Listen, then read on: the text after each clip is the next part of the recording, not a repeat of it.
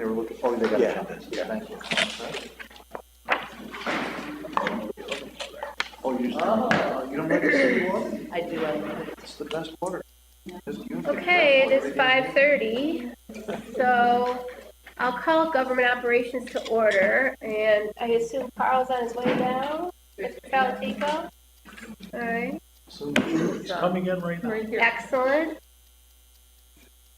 It's all about you, Mr. Falatico. We're starting with government operations tonight. So, time is money. Time is money. So, the first item is authorizing criminal background investigations for prospective city employees, and that's got your name on it. Yeah, this would be a resolution authorizing the city of Schenectady to require fingerprinting of prospective employees before hiring them for the purpose of doing criminal background check. So, cost per background check? It's approximately $80. And budgeting wise, we're covered for this year. We can move something from somewhere, I'm told we have the money to pay for it. I can't tell you exactly what line we come out of, but I think we don't have everything completely worked out. But the idea would be to wait until you have the final candidates, so you're not doing a background check and everybody who applies to a position, just to confirm that their information is the same. It would be self-funded existing payroll. Don't fill positions immediately. I try to leave them open as long as we can, so that that fee would be right in the salary. That's what it would take. Okay, and this is all employees? Like even our seasonal, like when we hire like 30, 40 people at a time? We're still going through what we would actually do them on. At this point, Kevin made the decision. My initial reaction is probably be all new ones, or some of the seasonal ones that come back second or third year, so that we're comfortable with them. Probably not do that. Otherwise, we'd look to all applicants or all ones that are in the extension. Question? Mr. Ricky? So in the past, it was just crossing guards were the only ones that got fingerprinted? And ones that are required, those, because they deal with children, police officers, ones that They required. correct. Other questions? Nope. Okay, Makes sense. then I need a motion, please. Moved by Ms. Lewis-Gilzunas, seconded by Mr. Palomeni. All those in favor? Aye. Next up is a ceremonial resolution. Ann Perillo of Schenectady today is going to actually have her 1,000th show, which is really pretty amazing when you talk about a volunteer effort and the longevity of that. You know, she's once a week, so she's coming up on 20 years of doing it. It's just really amazing. So, She has and a that, great team, too. yeah, yeah. Brought on about two years ago.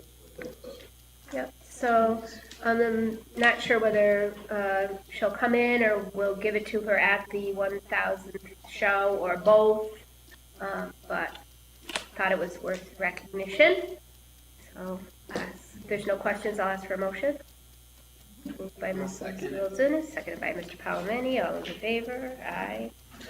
And then we also have another great effort that happens annually that we've never recognized, but the Seroptimists team up with Saunders Fine Jewelry, and they donate all fresh bedding and linens for the Guardian House, which houses homeless female veterans.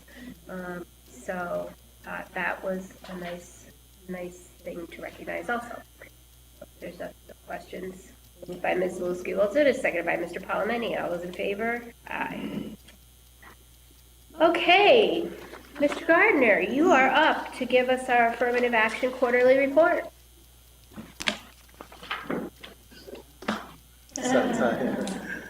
We could put it at the end of the agenda if you'd like. Oh, You can stay till 8 o'clock if you want to. they asked that you use this. Make sure it's on. What's that today?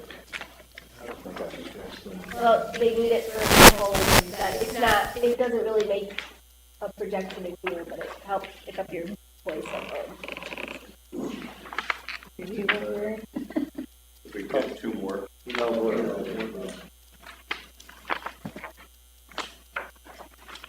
Well,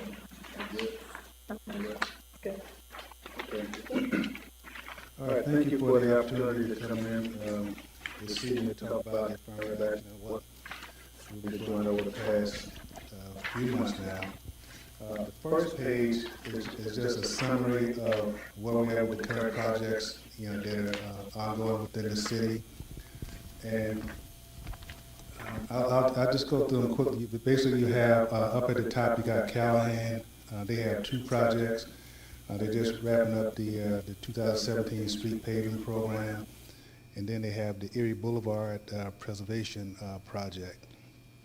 On their participation is quite weak in the sense that on the paving program, to date they've only done $29,880 to MWB firms, and on the Erie Boulevard component, I haven't seen anything yet with that. So that's quite disturbing in the sense that we've been trying to work with them from the very beginning and trying to engage conversation and having contractors reach out to them and continue the dialogue, but we still have not had a lot of success with them.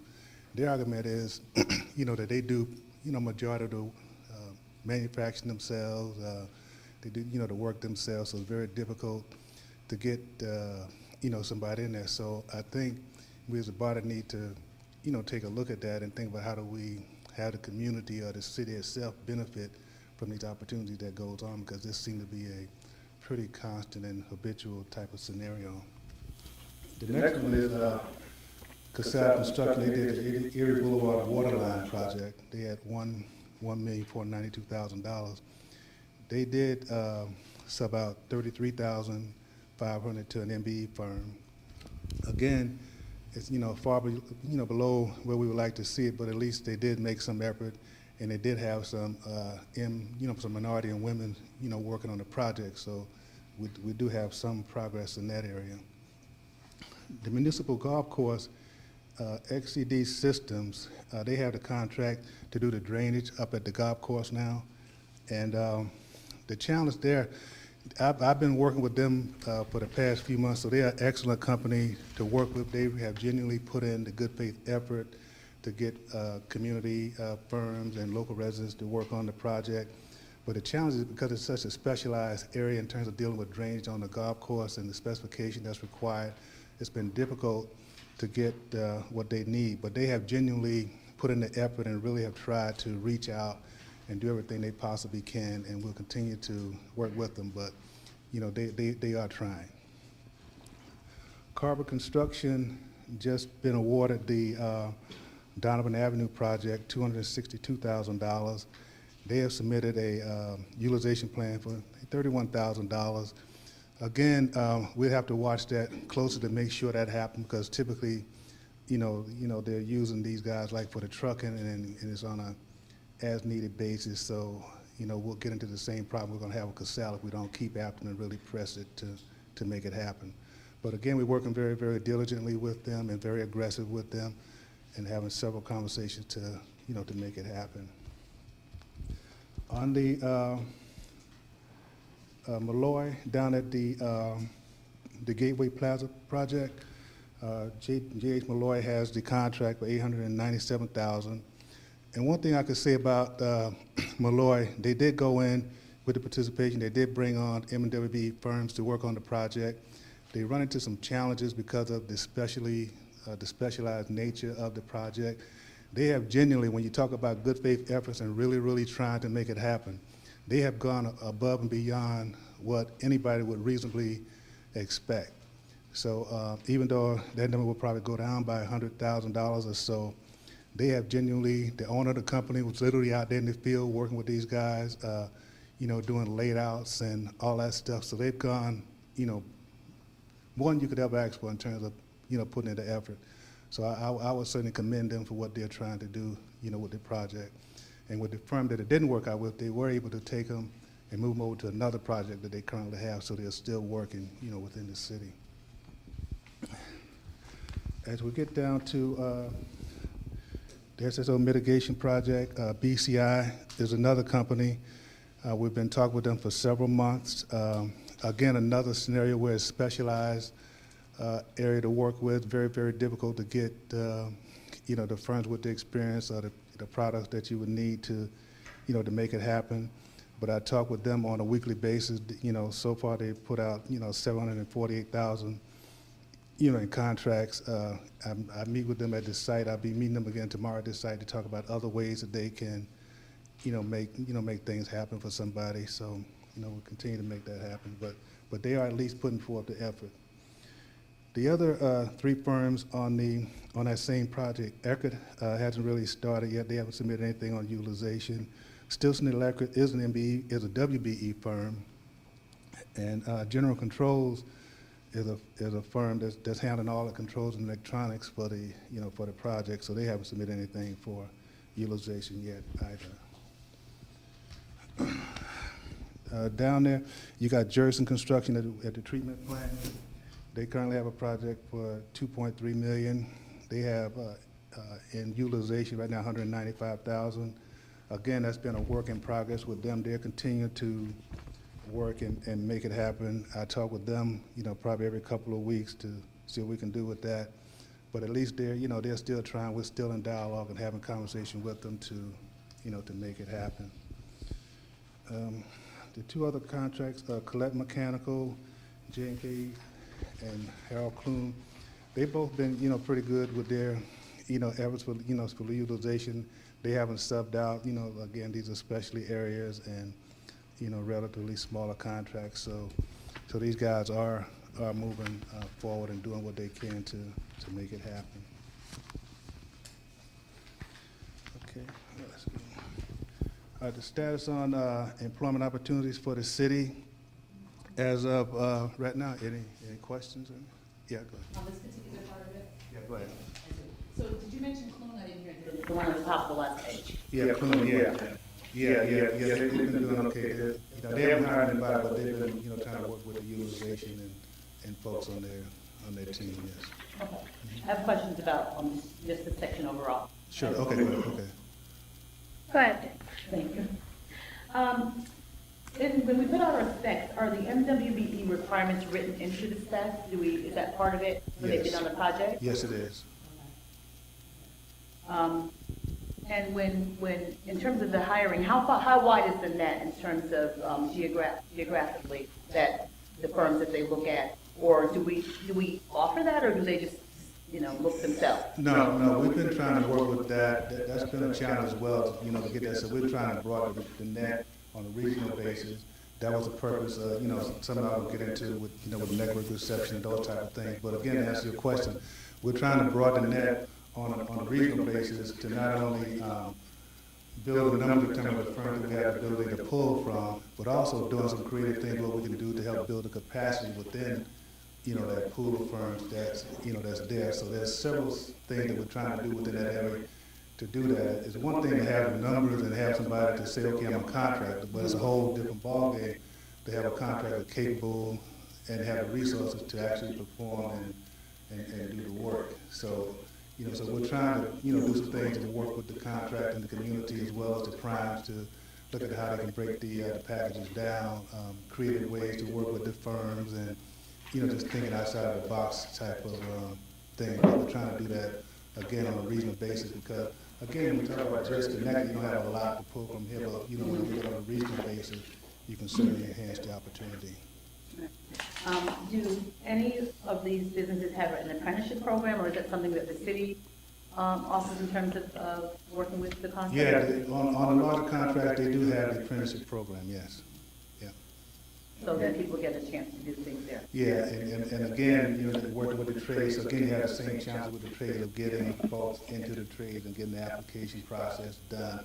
Again, but most of them on all these larger projects, they do have the apprenticeship program in place, and that's in the specs in the contract. Thank you. Ms. Lucio. So I'm somewhat familiar with Stilson Electric and have them as just a valued contractor. She's a certified. Right, she's WBE, yeah. Okay. But I would put it over in Oh, the yeah, category. right, Okay, exactly, just because it looks yeah. like it's not, and I know she Right. is. Absolutely, Okay. absolutely, yes. Thank you. That's a big number there. Yes, Ms. Porterfield. Thank you for the information. And just in the future, if we could see the breakdown between women and the minority. Sure. So, that just kind of helps keep track of exactly, Absolutely. where we're doing well and where we need to improve. Absolutely. Well, I can tell you, we're doing well with the women, but we have a long way to go when it comes, to the minorities. So that's, Thank you. On the firms that you said haven't started yet, do they have any projections on where they think they may go? What numbers they think they might hit, or is it too preliminary? No, they're trying. I mean, they have some preliminary numbers, and they talking to folks. But again, they might talk to 10 people, but only one person they might have engaged with, and how it's going to work out. But so it's we're trying to get it to the scenario when they actually submit the bid or early on into the pre-construction, meaning that they have this part of it laid out. Who they're going to identify, who they're going to use, and we try to work very, very aggressively with them in the beginning, right from the pre-bid conversations all the way through to make that happen.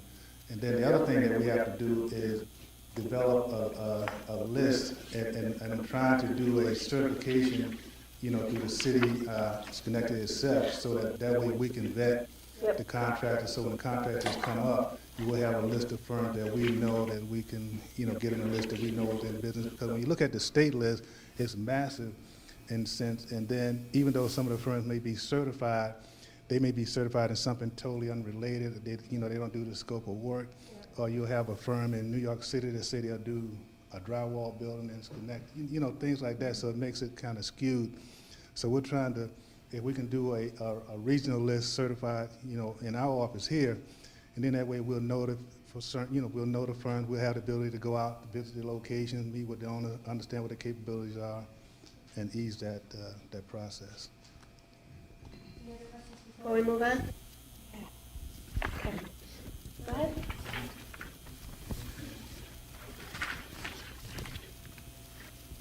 And then, employment opportunities, within the city of Schenectady. Again, the city is not a massive employee, not a massive number of employees. So there've been, so far this year, approximately 65 new hirees. Of that, you had the 14 rehirees, and a lot of that was, the seasonal stuff, the golf course and, those types of things.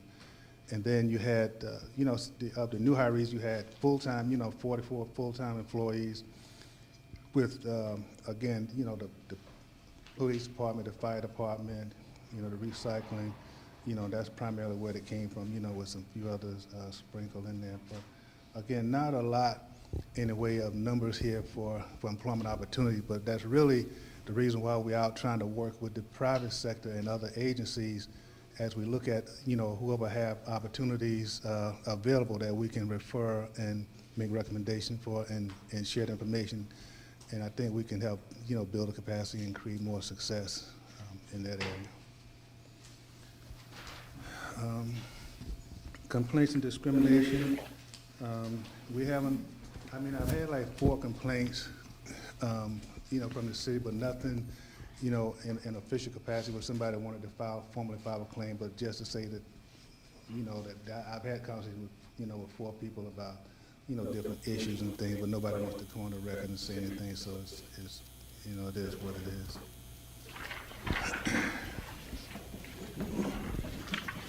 No questions? Okay. And then this summer we just wrapped up our first summer youth mentoring program, and that was a great success, and we were very, very pleased at how that worked out.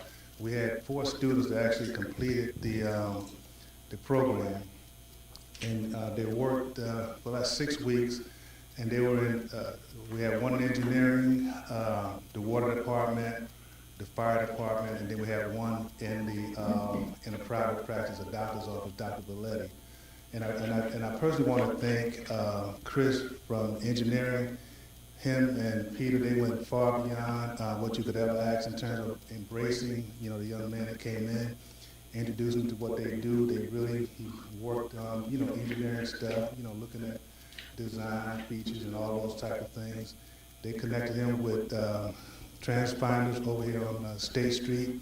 So he spent some time there as well as in the Biz Lab. So he was ecstatic about his experience, and I think he really had a life-changing opportunity for this young man. So we're very, very happy with that. And we had another young man, high school student, that worked down in the water department in the lab. Again, Andy and his people down there was phenomenal, you know, spending time with them and showing them what they do and, you know, really having them engage. And then we had a young lady up at Dr. Belletti's office, and again, to show you what we can do with this public and private sector type of relationship if we can go out and do more of that. But that was a very successful young lady. You know, she's a junior. She wanted to get into medical or something like that, so Dr. Belletti took her in. She literally worked in their office and, you know, did checking in patients and administrative duties and, you know, that type of thing. She really loved it. And in fact, after the program is over, she's now working a couple hours after school, you know, starting next week, you know, in that office. So she'll continue to build that relationship. And Dr. Belletti wants to know, can we send in somebody else? So he's very, very happy, you know, with the program. And these students, the ones that completed Schenectady Community College, of course, this was a partnership with them. They're going to be recognizing these students next week at their 40th anniversary celebration. So these students are going to be recognized, and again, it's going to be a big night for them. So very, very happy with that. Okay. And then in June, obviously, you know, we had the MWB Networking Conference. It was a very, very successful program. We had around 250 people attend, and out of that, a lot of great relationships was built. You know, we'll continue to build on that. That was the basis of our list for MWBE firms, so we're starting to quantify, you know, and build on that and, you know, move forward. The next step with them is going to be, we're having a couple of things. Tomorrow, as a matter of fact, we're having a workshop with the lead program, Schenectady County Lead Safe Housing Program, and we're inviting, you know, small MWB firms in, and we did invitations over the past few weeks for them to come in to learn about the program, what type of opportunities are available. You know, this year the program has close to $3 million to spend, you know, for local contracting opportunities. And we're trying to get all of the smaller firms to come in there to go up opportunities, you know, $5,000, $10,000, $20,000 contracts at a time. So it's a great opportunity. So tomorrow we're going to meet over at the Schenectady Community College, and Stephanie and her team are going to be there to talk about the program. We're going to try to get the guys enrolled and, you know, go through that process and how to get certified for it. So we're looking for a big, big event there. And on the 15th, next week, we're doing something with the Albany Colony Chamber. They're having the Entrepreneur Boot Camp, and that's a program where you bring in small businesses, and for about 6 weeks, you go through the basics of business and, you know, the accounting, insurances, and all those kind of things. So, you know, that's going to happen. And then on September 20th, the following week, we're doing something with the New York State Minority and Women's Business Division, as well as AMNI and NBT Bank and the Chamber again. And this is to talk about financing the Bridge to Success program and other financing and bonding opportunities available to small businesses. So that's where we are.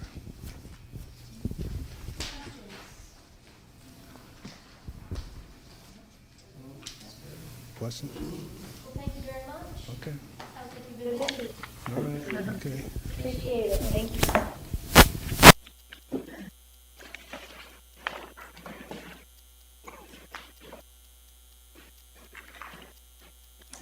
Okay. So moving on to the convenience store discussion, which this just continues to rear its ugly head. I know more than one of us were notified that there was potentially 3 convenience stores within the 1300 block of State Street in very close proximity. One man moved out of one store, moved into another store, was kind of selling on the sly, not officially open, but would sell to people he knew, and we keep bringing up the fact that we're concerned that so many convenience stores can open in such a close proximity to one another, and just bringing it back to the table again, you know, I would love to see some constraints on, like, the amount of space between convenience stores. I don't know what the confines are of that for us, but, you know, I know we're doing diligent work against those who aren't meeting proper guidelines, but it just seems like, yeah, I mean, that Eastern Avenue stretch is prime example. There's 3 and 2 blocks. And how do we combat that? And do we want to combat that? So just bringing it back to the table from phone call that I received, that I would assume others received as well. Mr. I Reedy? guess the first question asked, do we have any legal standing? That's the big elephant in the room. Like, Right. can we eliminate stores being close to? In certain circumstances, the city in general has the power to have certain density considerations within the zoning law. Just the underlying question I would have is, what is the actual reason that we can articulate for doing so? We can talk about 3 on Eastern, but there's also, you can take it over 2 blocks, or you can go out over 20 blocks, and there's 3 over the 20 blocks as well. So just need to know where the council's mind is at about the underlying problem. Albany, I think, has some distance between stores, but the other, and try and separate them. The other theory is if you have 2 gas stations on a corner, people don't complain about that because in theory, there's the competition, so you're getting your best price for gas. Now, if you have 10 gas stations within a couple of blocks, then it doesn't work. If you happen to have 2 on the same corner, they in fact count.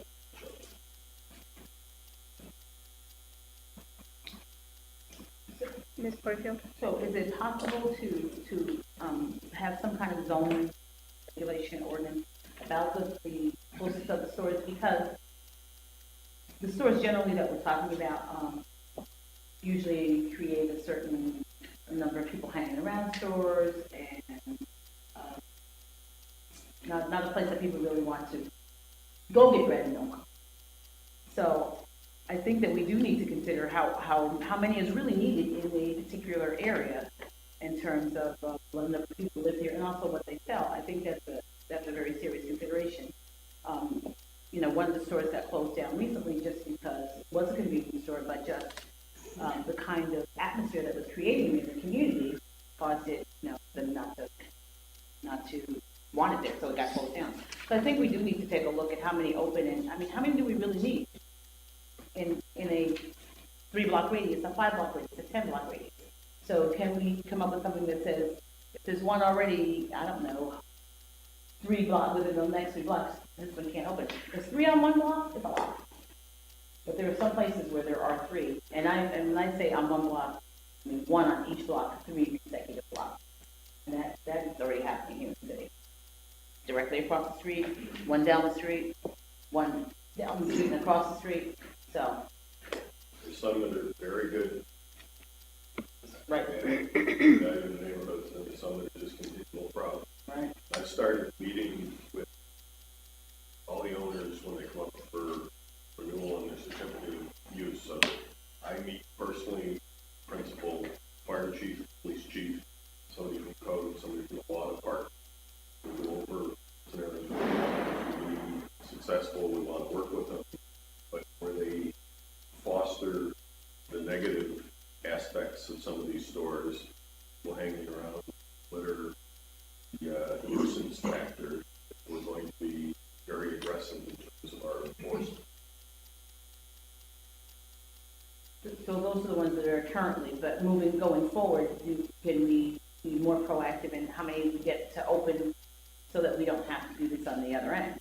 So that's the question. Prior to really council raising. to set density to some basis. So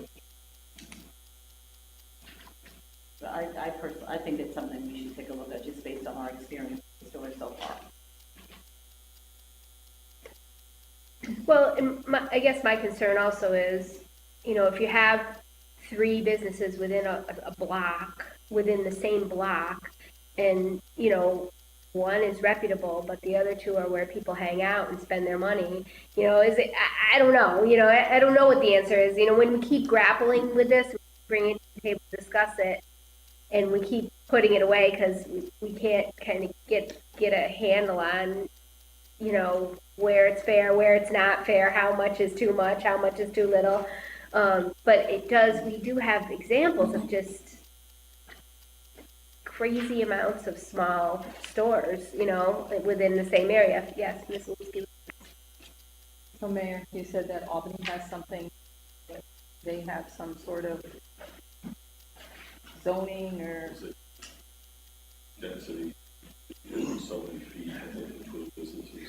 so could we take a look at that and see maybe if we could adopt what Albany is doing? And would that be prudent, And I do you haven't think? been told that, I haven't actually seen it, but again, my understanding the wording is that there's a distance requirement. But then you get that pattern, if you had two on the same corner, they might be complementary. You said they have to be 1,000 feet apart, couldn't have the two gas stations on the same corner. Everybody might say that in fact is a good, that's how do you Right. put the Police it, secondary density component within so many blocks? And I know we adjusted our convenience store description, but currently, does the legislation include places like Cumberland Farms or Stewart's, or did we narrow the focus so it was more the independently owned small places? No, it covers them all. Every Yeah. store in the city has a certificate of use. Yeah, I think that's where we get snagged. Go ahead, I'm sorry, and I'll ask Mr. Palomini, did you finish what you were saying? Exactly what I have. Yes, Mr. Palomini. Carl, could we legally create a point system where if there's enough nuisance violations or whatever, that we could revoke their We already operation? have one. All right, then that's what I thought. So then legally, I think that's our way of going about this. I mean, to say if there's three businesses in a block, if they're all being good neighbors and they're all able to stay in business, we have no reason to say you can't be in business. I mean, that's just not the US system. And if they're being bad neighbors, we have this point system in place. We, as the mayor said, we go about it very aggressively and shut them down.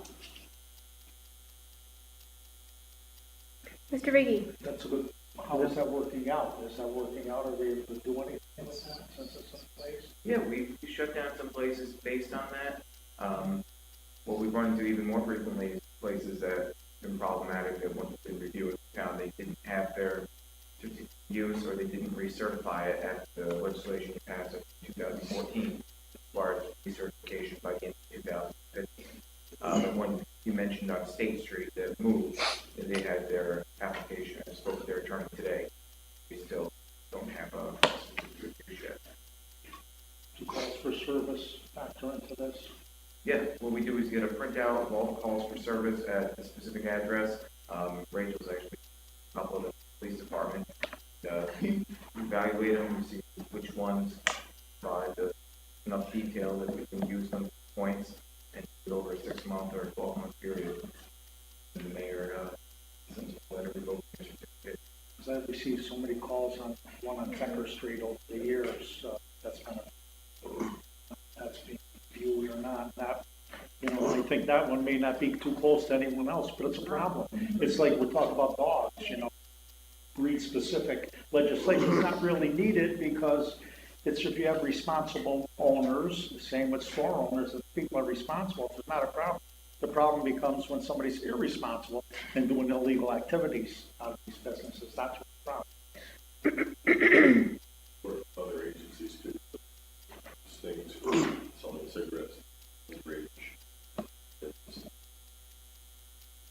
an ongoing effort. Sometimes gets quicker results, and other times it's a more frustrating environment where they're working right on the fringe. It's not as clear their business model is. Mr. Mucciarone? Yes, just to add to Mr. Riggi, Crane Street, corner of 6th and Crane Street. There's a problem store there. Is it possible that we can get an update of how many complaints against that store? Yeah, Cranes, corner Crane of 6th and and Crane. 6, yes. Numerous complaints. I'm pretty sure all of us have gotten calls on that store. It's a problem. And Carl, Mr. Valentico, what about the planning commission? I mean, if they have a neighborhood that rises up and comes to the meeting and says they don't want, a store in that particular area because there's already a store or whatever the case may be, is that factored in? Or if it's zoned, it's just zoned, and if somebody wants to open a store, they can open a store, they just have to be within the confines of the city's requirements? It's like the second thing you said.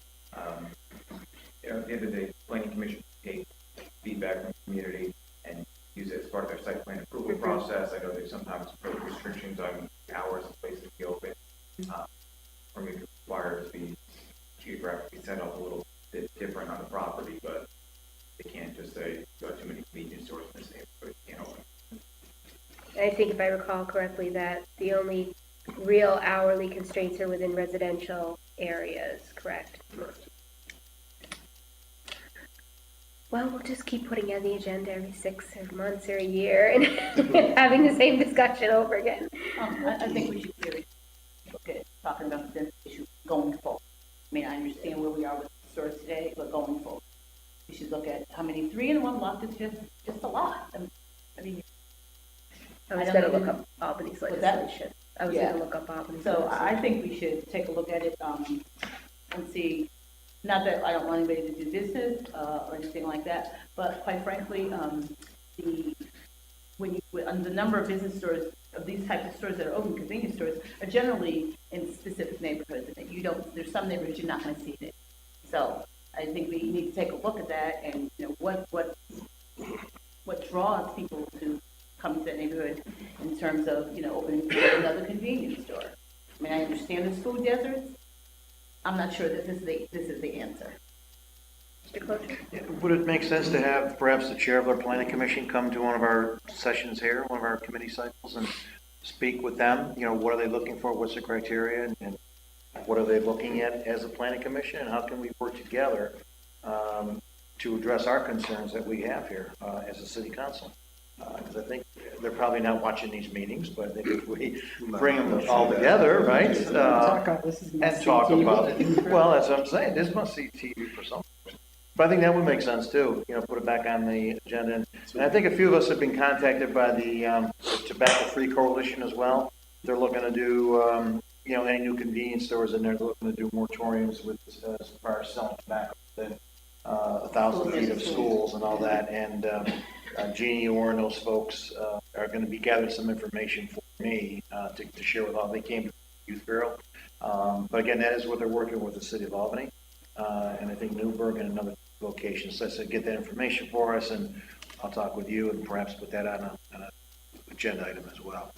Yeah, we had talked about, when we met with them, just grandfathering in existing stores. Right. For new. But yeah, certainly look at that again. And I'll reach out to Ms. Wallinger and see. Yeah. It sounds like they don't have any legal right to deny someone if the area is zoned, but maybe we can just get a better idea of the process, the vetting process. Anything else to add on to that at this point? Mr. Salatico? Yeah, I just want to let the council know this is something that we have been concentrating on very heavily over the past year and a half. When you go down Eastern, you see the empty storefront from the one place that was the biggest problem up there. And Crane Street, there's going to be that new library where Chubby's used to be, making progress on State Street too. There's always going to be some problem stores around there, but the mayor told us to make this a priority and doing a lot of good work with it. Okay, great. So, as discussed, I have the code enforcement discussion on the agenda again this week, and what I'd like to start out with is, I asked Mr. Falatico if he could walk us through the steps of what happens in the different scenarios, right? So if someone has code, is cited for code issues on their building, what process the city goes through and what power the city has, because it seems to me like we cite people, but then we can only get so far. Same with abandoned houses, what process we go through. And then once the house reaches the condition, say of the dwelling on Georgetta Dix Boulevard, what process the city has to go through to deem that house unsafe and take it down by the city. So if you could walk us through those different scenarios. Well, start off just the general code violation situation. Say you have a broken window at a house, for example. Somebody will put in a complaint, or a code officer will notice it while they're driving around. They'll send a notice of violation to the person. If they can't get in touch with the owner, give them a courtesy heads up. That notice of violation will lay out the section of code or the building code that they're in violation of, what the actual problem is, and tell them what they need to do in order to correct it and the time frame to correct it.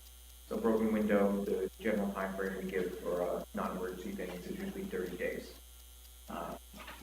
Once they do that, that will get inputted into our Munis system, and they'll get a flag in their calendar to follow up that property.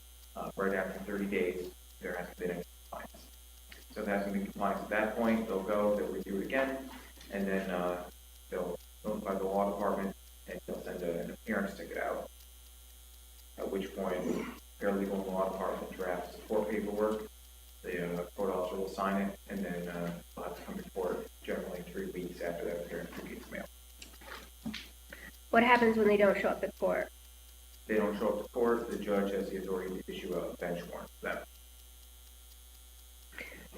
So how often does someone not come to court with these properties? Like, take, for instance, the house on Porter Street. We know that property's been cited. We know that man's not coming, or woman is coming to court. What does the city do from there? In a property where nobody's showing up to take care of it, let's say it's owned by a defunct corporation or somebody who's deceased, there's nobody who's able to show up or take care of it. The city's got a couple of different options. If the property is an imminent threat to the public, where the building's going to collapse, it's going to fall on the sidewalk, potentially harm somebody walking by, take action immediately to mitigate whatever the risk is, usually by demolishing the building. But sometimes if there's a porch maybe that's got some issues that could fall down and hurt somebody, we'll just try and fix the porch up or take it down, or whatever we need to do to get rid of that risk to the public, we can do. If there's a building that's just in very bad shape, but it's not an imminent risk to the public who's walking down the sidewalk, we're not required to take action. We deal with those on a case-by-case basis, depending on the situation is. But we are authorized, if there's a violation and the owner won't correct it, to go and to correct that violation ourselves and then assess that cost on tax. Which is cost prohibitive for the city, really. Which is what? Which is cost prohibitive for the city unless it's going to be a danger to someone. So ultimately, at the end of the day, so after that happens, how long is it that the property can sit there and rot without being fixed or taken care of or knocked down or whatever? There's no specific time period. unless they're not paying their taxes. Yeah, Right. we'll close on most properties.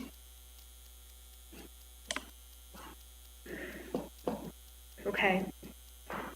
So in the case of the Georgetta Dix building or the house on Delamont, where the upper story porch roof is really ready to fall off the house at any given moment,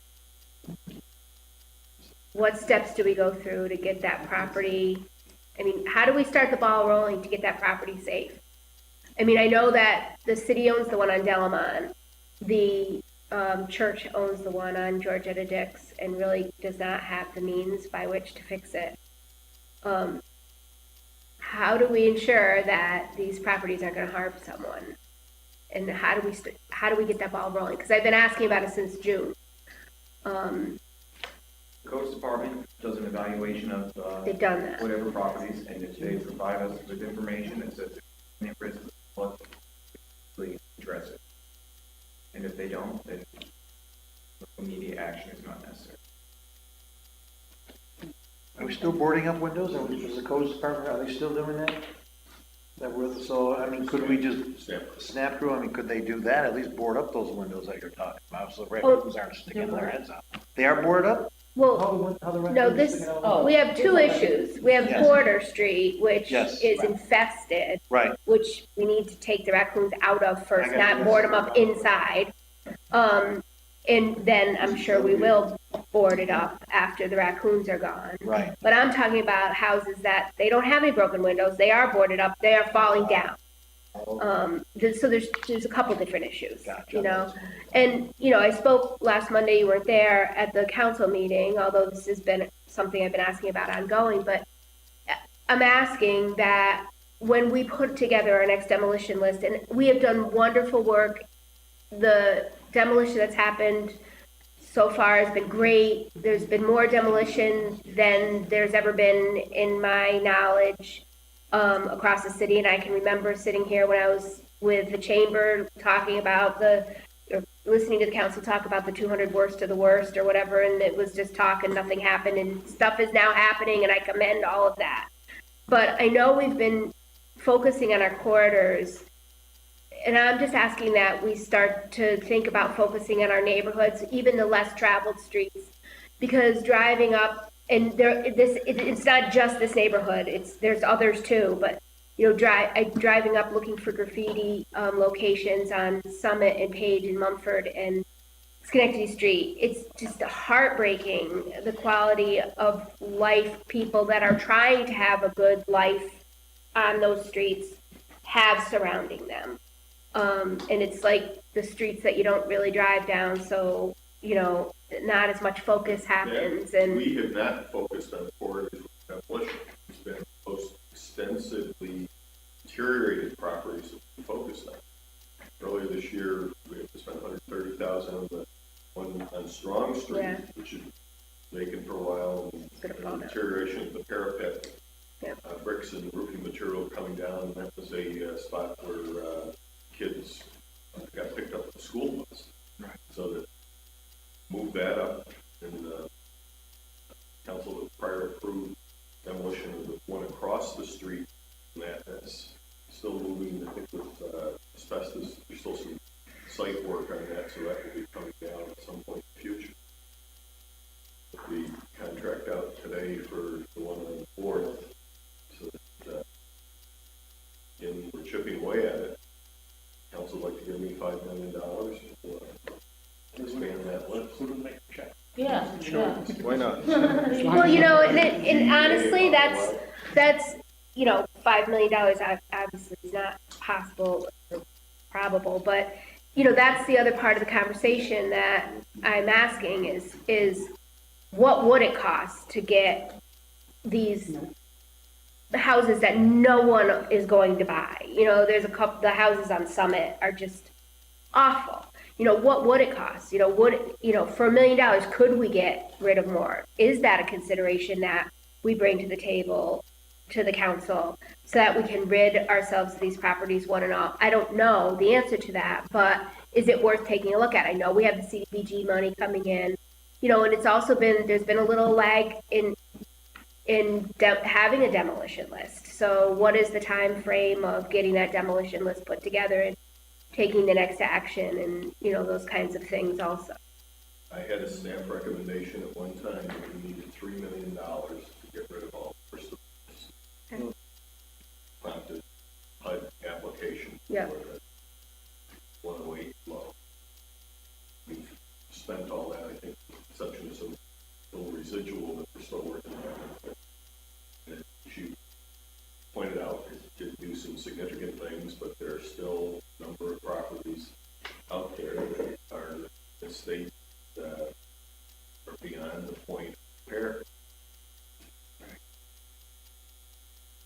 Mr. Palmetti? First of all, I'm a little confused here in the sense of last year when we had some extra funds, I actually advocated for putting that money towards tearing down an extra house. Your response was basically, what good would an extra house do? My response continues to be the same. If you live in that neighborhood or you live next door to it, it's a big deal. So it's good that you're coming around. Secondly, in regards to the list, I think that might be a good thing if we could continuously update that, just as a recommendation. Demolition list? Yeah. We do. Okay, In fact, we put some houses on for demo, and then somebody will come forward with a proposal to fix them up. So we, again, evaluated it. Some of them we've taken off the list, and other ones we've lined up the financing to do the actual demo. and with regards to the property that the church owns, if they were to cede that to the city, would that be something that we would be able to then put on the list and get taken care of quicker than since they own it? Or does it really not matter?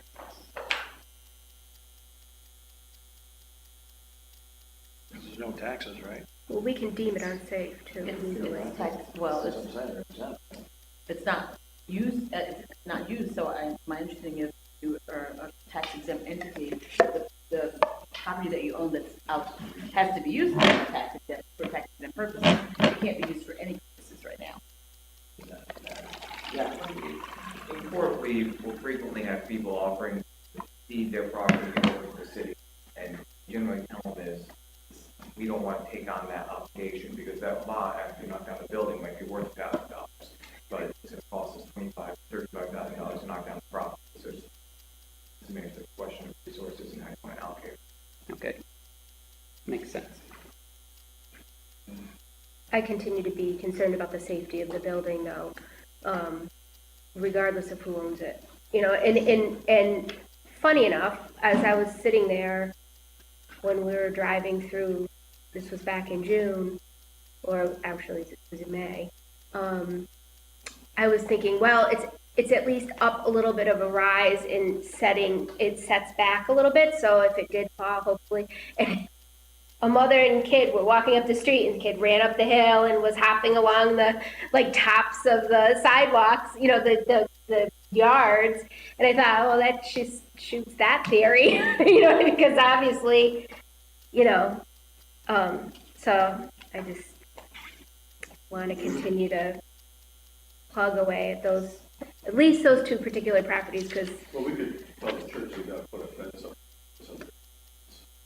Oh, but I know this particular house where it's up, they would have to build a fence really high because it's the roof that's basically like, the roof and it's the roof and the upper porch that are almost non-existent. Upper porch is basically non-existent. So if it were, you know, it's just, if it were to slide off, it would definitely slide off into the street. It's in really bad shape. That particular one. So putting a fence up, it needs to be secured somehow. It's not torn down, but putting a fence up probably solve it. And I don't know what their financial situation. I can't say. So is there a program we can come up with or work with here where we can perhaps front the money to tear down the house or the building, and then we would charge them via their taxes, the property taxes? I'm assuming. the tax exempt. Well, no, you just said they might not be No, because that property. they're not using it. But the church is tax exempt, so if you tear the property down, the only thing left is the church, and they're tax exempt. So you can't charge them via their Well, taxes. even other properties. Sewer and water, It might be, you could put the assessment on it, but we, You know, something fire like that. situations and other ones where we put an assessment on the property, go after the property owner. Yeah. Sometimes we're successful and sometimes we're not. Be worth an opportunity to take a look at it. And then again, we just fill on the taxes. Again, not talking about the church, well, but the other ones. yeah, we're talking but they about. still have to pay sewer and water, right? Yes. They still have to pay that. Well, if we did some action on the property, we would go after them for the cost. For the cost of it, right. Right. Right, he was talking about adding it on because if they didn't have the money to pay it. Well, Did I understand it? That's beyond the church. It goes on your tax bill, Right, because it's like you sent a snap to it to clean up the yard. or cut the grass. You get billed. The full freight, all at once. Correct. Yeah. Well, I know that particular building, because I know it, for that one. I was talking to one of the women that goes to the church, and she was saying that we just secure this or do that. And she works in construction. She seems to think that's possible, but I don't know. So, but it is in bad shape. Okay, so I'll reach out to codes again about that particular property and the Delamont property and see where we are with it. Continue to take a look at it. Can we, is it possible, well, can we get a list of what's been raised to date and costs associated? And then also the current demolition list that is in place for, But this year, or for the past, like, you know, where we spent the 108 loan and that kind of thing, or, you know, other monies that we allocated, and then whatever we have whatever we have listed going forward currently. Anybody else, comments, questions? Okay. If there's nothing else to come before government operations, I will ask for a motion. Sorry, since we're in COVID, last committee meeting, we had talked about the permit fee waiver. That's why I was not sure why we're still charging homeowners, contractors. I don't know that. Your voice changed. Wow. Is any follow-up on that? Wow, you sound just like Alexa, She still Rachel. got the same answer at time. That's true, I don't know. I don't know. That's what I get all the time. She's like a ventriloquist, though. She never moved her lips, did she? Did you have a chance, please? I spoke to Carl about it a little bit, but my understanding is code enforcement is aware, correct? What comment change? That's a question for Mayor. I thought, anyone doing funding where they've been inappropriately charged, it's up through, I forget what the end date was. September 30th. So we got Yeah. another Few weeks. 3 weeks. Tenancy freeze. Okay. The check's in the mail. Checks in the mail, takes time. Checks in the mail, I wouldn't know. Tony's working on a budget right now, so it's gonna be a But while. just a follow-up question, are we still charging the cost of work fee? Or is that stopped? I don't know, there's some confusion of what was done from last year to what was this year, so I thought that staff had worked that out and come to some consensus. It's okay, I'll speak. Good. Oh, I didn't see you. What we're doing is following the same program as we did last year for the permits. And the way Munis is set up, there's a fee structure, a percent fee structure versus the permit fee. And I forget which one can't be removed from Munis, and Lisa said it's very difficult, so we're following the same program as we did last year. And the other thing is the resolution states that it's on for exterior improvements only. And people, coming in and want to do a $40,000 kitchen renovation because we're not charging. And, we're losing our revenue. But the resolution states that it's for exterior work, and that's what we're honoring, exterior work. Okay? Because we'll be back again someday and wonder where our revenues went, and we're giving our revenues away. So we are following the same exact program as we did last year. No, the question is exterior work.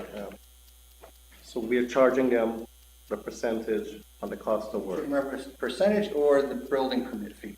It's one or the other. One can't be changed in units. We have no means to remove it from units, Lisa says. So we're doing exactly what we did last year, okay? The resolution was written where exterior work. And so if anybody comes in for exterior work, we're just honoring the same exact program that you decided last year with this year. The resolution did not change. Don't we have zero permit? Zero permit fee, but Yes. not the 1% fee. Chuck That's showed the us the same. resolution, remember, that's the way it was worded. So we just have to make sure we clear it up next year, or 18. It wasn't really specific. Right, it wasn't, that's correct. Last year wasn't specific, this year, It's the What same Chuck exact wrote- thing. I'm sorry. It's great. It said exterior work, so we're honoring the exterior work. And we're doing exactly what we did last year with the, removing of the fee for the exterior. Somebody came to us and said, well, it's for interior and exterior, and that's not what the resolution states. It says exterior. So we had a lot of people come in, they wanted to do the $40,000 addition,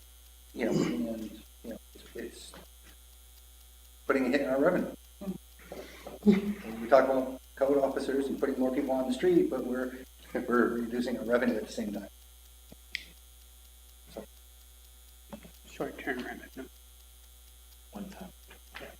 it's short term and it's a one-time, that's It's one time. that's correct, yes. So, Thinking on the back end. so what would it take? Do you know what would it take to adjust the minute system? you have to talk to IT, that would be something that Lisa or John would have to do, but again, the way the resolution's written, it's for exterior work only. Let's clean up for next year, that's all. So- And the mayor said we can get refunds. Well, we're still just doing exterior work though. For this. The other part of it is, that was included for this year, is that, people were supposed to be paid up to date on their taxes. And as I understand it, that's not a standard procedure that code enforcement does. But in this case, it was something that we said would be done. So I don't know that code enforcement ever got anything in writing regarding exactly how that process was supposed to work, what they should check for. But, because that's one of the requirements. And the other was, I think there was something in there with regards to the project had to be done in a specific amount of time, Right, and if not, you had to pay for it. Right. But if it's not done, it's very difficult for us to go back. and get- collect the fee now. Yeah. So, if it's a program that's gonna be looked at, it's gonna be more clarity to that program, but you also have to realize that there is a decrease in revenues. Just a quick question. You can't collect, but you're supposed to go inspect it anyway, so what are you saying you can't inspect? Or can't collect the fee? I mean, you just don't pass the inspection. The work is done or not done. There was a time frame. They had to complete the work in a specific period of time. If not, they had to pay the fees. So, again, it's collecting, just like taxes. Some people pay and some people don't. You can send them, an invoice. They don't pay, what do you do? Put it on the tax bill. Put it on the tax bill, but Same thing. it's just a lot of work, for Or you just don't close the permits. But that, I mean, I understand what you're saying, but it does sound pretty labor intensive in terms of our code enforcement, to continually go back and, and it creates a lot of extra paperwork, so, if we do this moving forward, I think we do need some real specifics and, how we get it done. And especially people's taxes paying up to date, because that was one of the things that we said. And some people I understand got upset because they were asked, that they were told, rather not asked, told that their taxes weren't paid up to date, so therefore they couldn't take advantage of the, of this program. That's okay? Yes. That Yes, should- Mr. that Cohen. actually should be a requirement for any permit that we issue, not just this. I mean, if your taxes are not paid up, how are we supposed to be issuing permits for Well, repairs? if your You don't porch think we is can do falling that? off, you need to replace your porch. I'll tell you what, if you owe me 3 years of taxes, you're walking in and ask for a building permit. Yeah, but then exactly. But if somebody has rotten steps, you can't. You gotta let them All right. fix the outside. Pay your taxes. Well, Rent's too damn. Okay, All is there right, anything well, else to come before government operations this evening? Motion to adjourn. By Mr. Palomeni, thank you. Seconded by Ms. Zaluski-Wilson. All those in favor? Aye. Okay, calls to order Health and Recreation. First item on the agenda is I'm asking for a ceremonial resolution for this Hispanic Heritage Month, which as you can see runs from September 15th through October 15th. Any questions? I'll move it. All those in favor? Aye. Anything else for Health and Rec? That's good. Okay, I do have one other item as well. Christ Church is celebrating their 150th anniversary on September 16th. And so I'd also like to do a ceremonial resolution to be presented at their event. Second. All those in favor? Aye. And you should be getting an invitation, everyone, to come to that. Better come soon. It's the 16th of September. No, that's what he said, no. Is there anything else to come to Health and Recreation? Mr. Move Whitmer? that we adjourn. Second. All those in favor? Aye. We're adjourned, thank you. I'd like to open up public service and utilities, and I want to start out with a ceremonial resolution for the Friends of the Greenhouse. They do a lot of good over there, and they have a plant sale coming up, and I think they need to be recognized for it. Thank you. Here's a second. Thank you. All those in favor? Aye. Thank you. The next item is Mr. LaFun. We have ABAC Award bid, accept contract. 2017 protection relay upgrade project. The information you have in front of you, request, legislative request is for the 2017 motor protection relay upgrade at the water, the pumping station, Reservoir, not Resort, Rice Road. Due to the age of the relays do have to be changed out. We did have two bidders. One bidder withdrew.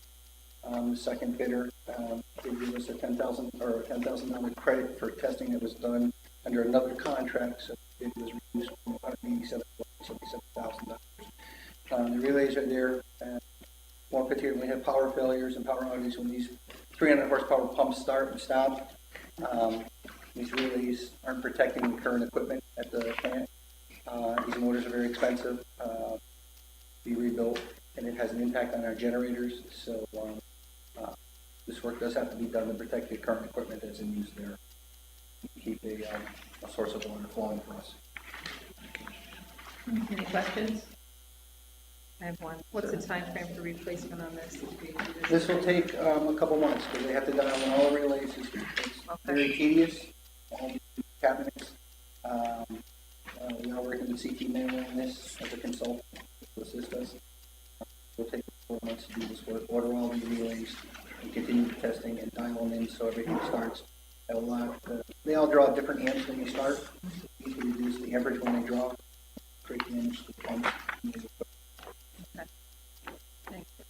Can I get a motion? Yeah, I'll move it. I'll second that. Ms. Porterfield, all those in favor? Aye. Thank you. Yes, thank you. Anything else to come before public service and utilities? Just a couple of questions. Yes, I probably sir. should ask for it at the end of the term. What's up with Bill Street Bridge? Where's it at? Still there.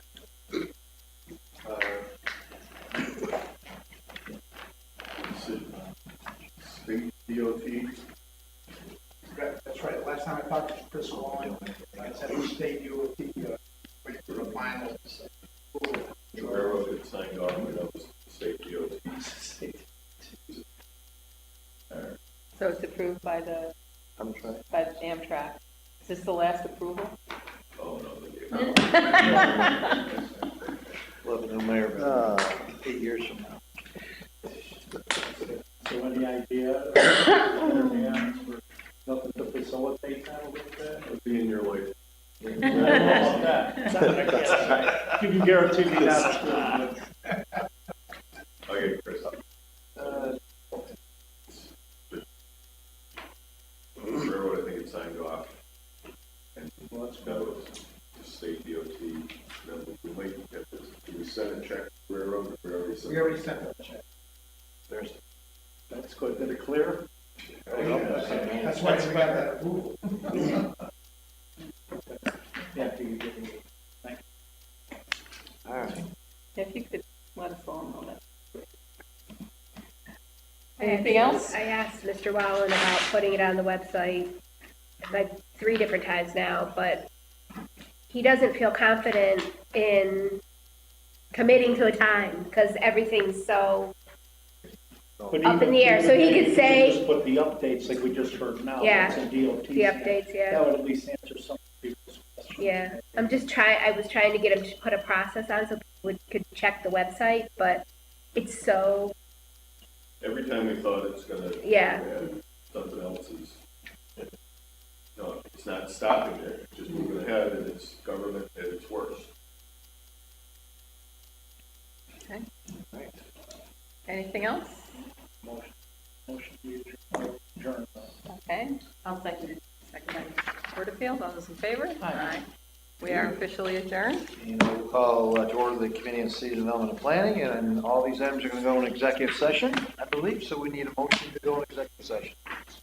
Second. Second, Mr. Montevero, all in favor, say aye. And we are in executive session. Thank you.